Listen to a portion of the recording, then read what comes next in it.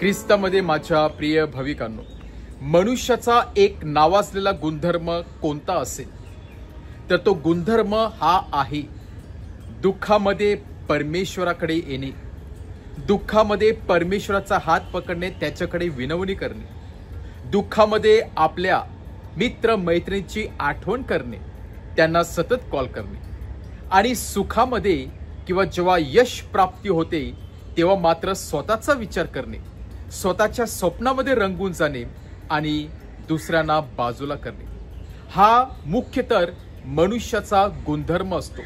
त्याला आपण सेल्फिशनेस किंवा स्वार्थीपणा म्हणत असतो.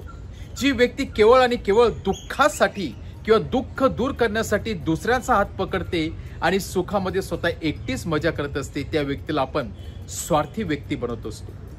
आणि म्हणूनच आज आपण सामान्य काळातील 28वा रविवार साजरा करीत असताना देऊळ माता आपल्या सर्वांना दुःखामध्ये आणि सुखामध्ये जयघोष करून, आनंदोष करून परमेश्वराचे आभार मानण्यासाठी आणि आपल्या जीवनामध्ये ज्या व्यक्तीने चांगलं कार्य केलेलं आहे, ज्या व्यक्तीने हातभार लावलेला आहे, त्या व्यक्तीला धन्यवाद देण्यासाठी पाचारण करत आहे. म्हणजेच gratitude is a best attitude. जे काही आपल्या जीवनामध्ये परमेश्वराकडून आपण स्वीकारलेलं आहे, आपल्या नातेवाईकाकडून स्वीकारलेलं आहे, आपल्या मित्र परिवाराकडून स्वीकारलेलं आहे, त्याची आठवण करून त्या मोबदल्यात आपण त्याला धन्यवाद देण्यासाठी, त्याचे आभार मानण्यासाठी परमेश्वर आपल्याला पाचारण करत आहे. आपण परमेश्वराचे का आभार मानले पाहिजेत? कारण आपल्या आभार स्तवनाने परमेश्वराच्या त्या विश्वासामध्ये कुठे वाढ होत नसते. आपल्या आभार स्तवनाने एखाद्या व्यक्तीची कॉलर टाईट होत नसते किंवा एखाद्या व्यक्तीच्या खिशामध्ये पैसे पडत नसतात, परंतु आपल्या आवाज स्तवनाने जणू काही समोरच्या व्यक्तीला अजून काही स्फूर्ती मिळत असते. जेव्हा एखादा व्यक्ती आपल्या जीवनामध्ये चांगले कार्य करतो आणि त्याला आपण थँक्यू हा शब्द वापरतो किंवा त्याला आपण काहीतरी भेटवस्तू विकत देतो, तेव्हा त्या व्यक्तीला परत एकदा अजून चांगले कार्य करण्याची स्फूर्ती मिळत असते. त्या व्यक्तीच्या चेहऱ्यावरती आनंद येत असतो. जेव्हा आपण परमेश्वराला दररोज धन्यवाद देतो, त्याचे आभार मानत असते, त्याचप्रमाणे स्वर्गामध्ये आनंद जल्लोष साजरा होत असतो. परमेश्वर फार आभारी किंवा आनंदित आणि खुश होत असतो. आजच्या पहिल्या वाचनामध्ये आपलं तसं उदाहरण आपल्याला दिसत आहे. नामान नावाचा एक उच्च अधिकारी जो सैनिकामध्ये होता, तो उच्च अधिकारी परंतु इस्रायल नव्हता, यहुदी नव्हता. या उच्च अधिकाऱ्याला कातडीचा रोग झालेला होता आणि या कातडीच्या रोगाचं नाव होतं कुष्ठरोग. जरी या आजच्या जगामध्ये हा कुष्ठरोग आपल्याला जास्त दिसत नाही किंवा रोगी सापडत नाही, परंतु तेव्हाच्या काळामध्ये कुष्ठरोगी फार कॉमन होते आणि हा कातडीचा आजार इतका भयंकर होता की त्यातून देखील उग्र वास येत होता. लोक कोणी त्याच्या बाजूला उभे राहत नसत. आणि विचार करा या नामांची काय परिस्थिती झाली असेल. कदाचित एक तो यहुदी नव्हता, दुसरा म्हणजे तो पेगन होता, अविश्वासी होता, त्यामुळे नक्कीच लोकांनी त्यांना वाईट टाकलं असेल. आणि या क्षणाला नामानची भेट किंवा अलिशा या प्रवक्त्याशी होते आणि परमेश्वर अलिशाद्वारे नामानचा तो रोग दूर करतो, त्याला स्वच्छ करतो. जेव्हा नामानला कळते की त्याची कातडी एका लहान मुलाप्रमाणे पूर्ववत झालेली आहे, चमकदार झालेली आहे, तेव्हा तो परमेश्वराकडे येतो, अलिशाच्या हातापाया पडतो, अलिशाला भेटवस्तू देण्यासाठी तयार असतो. परंतु अलिशा मात्र भेटवस्तू घेत नाही, परंतु तो सांगतो की परमेश्वराकडे. आणि नामान सांगतो, आज मला खऱ्या परमेश्वराची ओळख पटलेली आहे.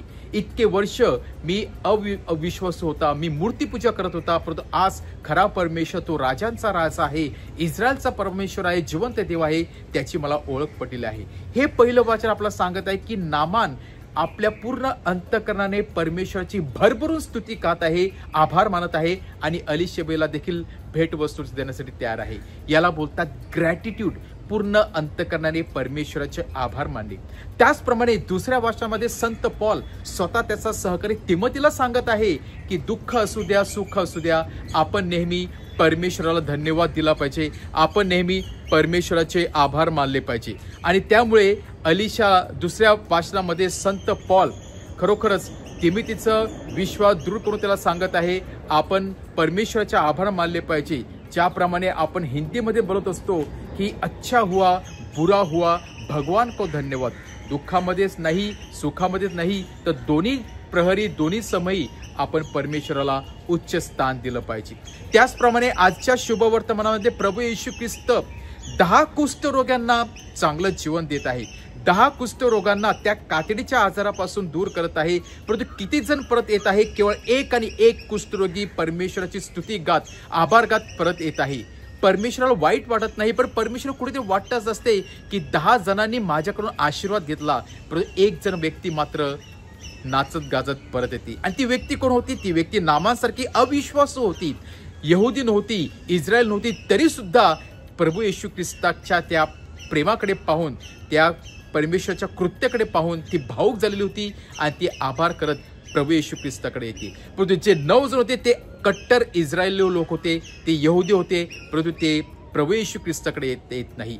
कदाचित ते स्वतःहून म्हणत असतील की हे आमच्या कृत्यामुळे आम्हाला लाभलेलं आहे, आम्ही जे शुद्ध झालेलो आहे हे केवळ आमच्या विश्वासामुळे शुद्ध झालेलो आहे. आणि त्याच्या त्या स्वार्थीपणामुळे आणि त्याच्या त्या गर्वामुळे आणि त्यांच्यामध्ये असलेल्या त्या अहंकारामुळे ते परत येऊ शकले नाही.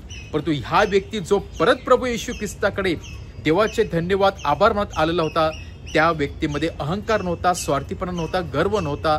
तर त्या व्यक्तीच्या हृदयामध्ये केवळ आणि केवळ आभार स्तवन होते, स्तुती स्तुमने होते. आणि ते स्तुती स्तुमने घेऊन ते प्रभू येशू ख्रिस्ताकडे आलेले होते. आणि जेव्हा तो प्रभू येशू ख्रिस्ताकडे येतो तेव्हा प्रभू येशू ख्रिस्त फार उल्हासित होतो, फार आनंदित होतो.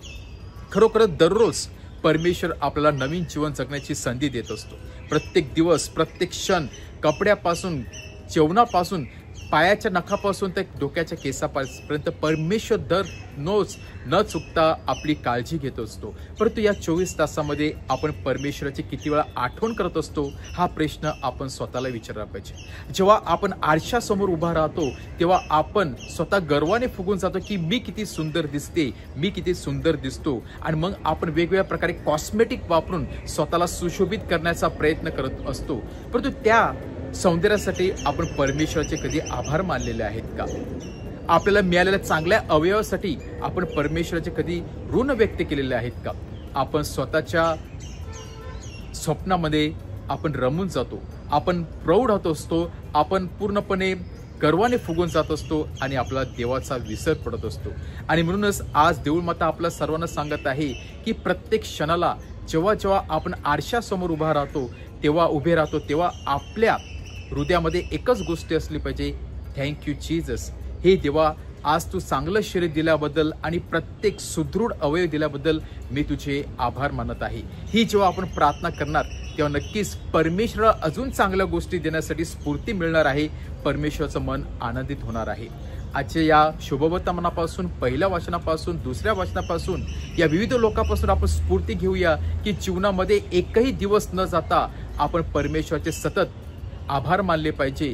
झोपण्या अगोदर उठल्याबरोबर परमेश्वराची आठवण प्रथम आपल्याला झाली पाहिजे. आणि जेव्हा आपण परमेश्वराला अग्रस्थान देतो तेव्हा अधिक आशीर्वाद आपल्या जीवनामध्ये येत असतो. आणि जी व्यक्ती श्रेष्ठ असते, अशी व्यक्ती श्रेष्ठ असते ती दुःखामध्ये देखील परमेश्वराचे स्तुतिगान गाते आणि आनंदामध्ये देखील परमेश्वराची आठवण करत असते.